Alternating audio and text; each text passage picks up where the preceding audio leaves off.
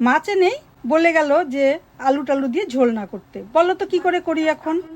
তো ভাবলাম মাছগুলো বেশ বড়, তাই একটু অনুষ্ঠান বাড়ির মতনই মশলা দিয়ে বানিয়ে ফেলি। তাই প্রথমে মাছগুলোতে লবণ আর হলুদ মাখিয়ে রেখে দিই কিছুক্ষণের জন্য। এবারে কড়াইয়ে তেল ঢেলে তেল গরম হলে তাতে একে একে মাছগুলো দিয়ে দেব। মাছগুলো একটু কড়া কড়া করেই ভেজে তুলে নেব। এইভাবে বাকি মাছগুলোকেও ভেজে নিচ্ছি। ওই তেলেই লম্বা লম্বা করে টুকরো করে কাটা আলুগুলো দিয়ে দিচ্ছি।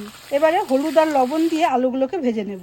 এবার ওই তেলের মধ্যেই দিয়ে দিচ্ছি তেজপাতা, গোটা গরম মশলা, জিরে ফোড়ন আর 1 কাপের মতো পেঁয়াজ বাটা। এবার কিছুক্ষণ নাড়িয়ে চাড়িয়ে দিয়ে দেব লবণ, হলুদ, আবারও সব কিছু ভালো মতো একটু মিশিয়ে নিচ্ছি। এবার দিচ্ছি আদা ও কাঁচা লঙ্কার পেস্ট। সত্যি বলতে কি, মাছ তো কম বেশি খাওয়াই হয়, এরকম কাতলা মাছের কালিয়া অনুষ্ঠান বাড়ির স্টাইলের খাওয়া খুবই কম হয়। এবার দিচ্ছি টমেটো কুচি। বাড়িতে লোকজন আসলে কিন্তু তখন সত্যি ভাবার বিষয় হয়ে যায় যে মাছ দিয়ে শুধু পাতলা ঝোল করব। এবার দিচ্ছি জিরে গুঁড়ো, ধনে গুঁড়ো, লঙ্কা গুঁড়ো, আবার সব কিছু ভালো মতো মিশিয়ে নিচ্ছি।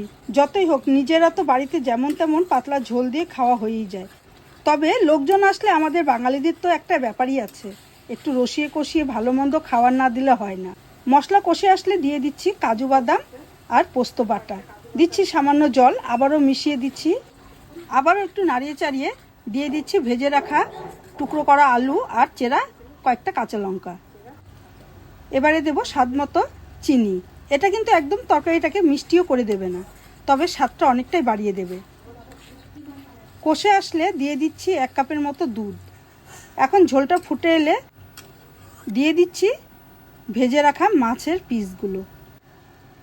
এখন কিছুক্ষণ ফুটতে দেব। তোমরা দেখে কতটা বুঝতে পারছো জানি না, এটা আমি যতটা ভেবেছিলাম যে স্বাদ হবে তার থেকে অনেক গুণ বেশি স্বাদ হয়েছে। সত্যি কথা বলতে আমরা বিয়েবাড়িতেও এরকম কাতলা মাছের কালিয়া তো প্রায়শই খেয়েই থাকি, কিন্তু বিশ্বাস করো, একটা দিন বানিয়ে দেখো, আমার কথা মেনে জোর দিয়ে বলছি তোমরা হতাশ হবে না।